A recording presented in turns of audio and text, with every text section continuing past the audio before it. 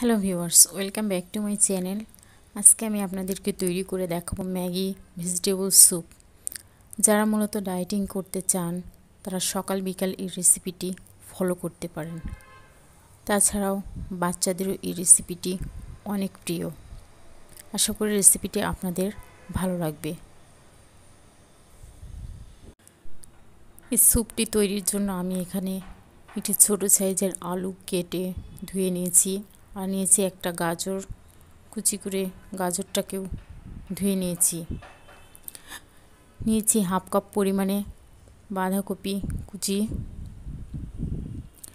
আর নিয়েছি 1/3 কাপ মতো পেঁয়াজ কুলি, কিছুটা কাঁচামরিচ এবং একটা রসুন কুচি।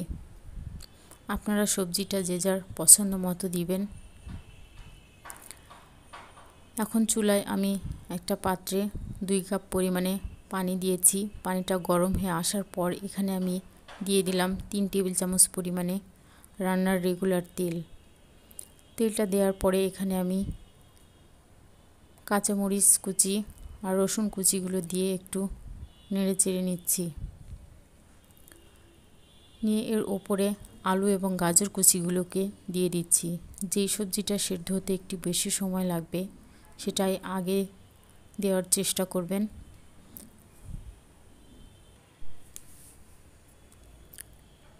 স্বাদ মতো লবণ দিয়ে দিচ্ছি, দিয়ে আবারও একটু মিশিয়ে নিচ্ছি।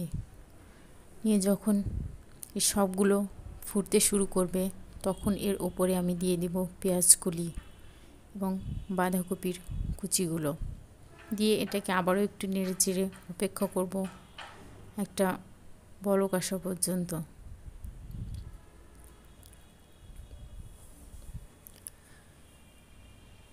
এটা একটু মিশিয়ে নিচ্ছি। মিশিয়ে নেওয়া হয়ে গেলে এটা যখন ফুটতে শুরু করবে ঠিক তখন এর ওপরে আমি দিয়ে দেব একটা ম্যাগি নুডলসটাকে ছোট ছোট টুকরো করে ভেঙে এর ওপরে দিয়ে দিতে হবে।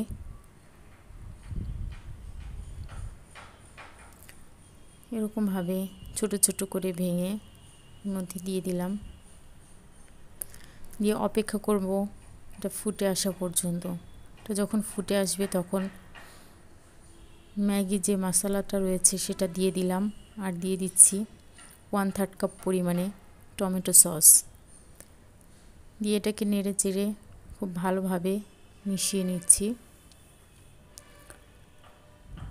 এটা আর খুব বেশি রান্না করতে হবে না, 2-3 মিনিট রান্না করলেই এটা দেখা যাবে অনেকটা গাঢ় হয়ে এসেছে। তখন এটাকে আমি নামিয়ে নেব। এর মাঝে সবগুলো উপকরণ আমার পুরোপুরি সেদ্ধ হয়ে গিয়েছে।